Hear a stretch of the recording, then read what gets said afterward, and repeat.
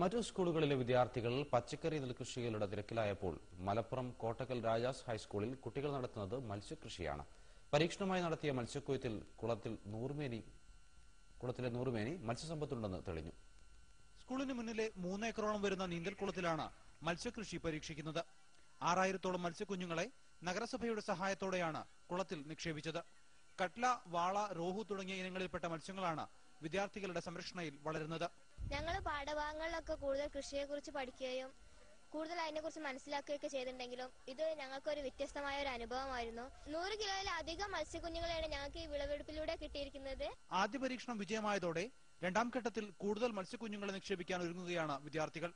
കുളത്തിനെ aqua diversity പാർക്കാക്കുക എന്ന ലക്ഷ്യത്തോടെ ആമ, ഞണ്ട്, തവള തുടങ്ങിയ ജീവികളെയും വളർത്തുന്നുണ്ട്. ഇത് എത്ര കണ്ട് ഇതിന്റെ പ്രയോജനം ഉണ്ടാവുമെന്ന് നേരത്തെ അറിയില്ലായിരുന്നു. പക്ഷെ എന്നിരുന്നാലും ഇതിന്റെ വിളവെടുപ്പ് കണ്ടപ്പോൾ വലിയ പ്രതീക്ഷയാണ് ഉണ്ടായിട്ടുള്ളത്. മാത്രമല്ല, ഈ ഒരു പരീക്ഷണാടിസ്ഥാനത്തിൽ തുടങ്ങിയ ഈ പദ്ധതി അടുത്ത വർഷം വളരെ വിപുലമായ രീതിയിൽ ഈ സ്കൂളിലും അതുപോലെ തന്നെ പരിസരത്തുള്ള കുളങ്ങളൊക്കെ തന്നെ ഇതിന്റെ ഭാഗമാക്കിക്കൊണ്ട് വലിയ ഒരു പദ്ധതിക്കാണ് ഇനി തുടക്കം കുറിക്കാൻ ഉദ്ദേശിക്കുന്നത്. മത്സ്യകൃഷിക്കൊപ്പം ഇതേ കുളത്തിൽ വിദ്യാർത്ഥികൾക്ക് നീന്തൽ പരിശീലനവും നൽകുന്നുണ്ട്. മനോരമ ന്യൂസ്, മലപ്പുറം.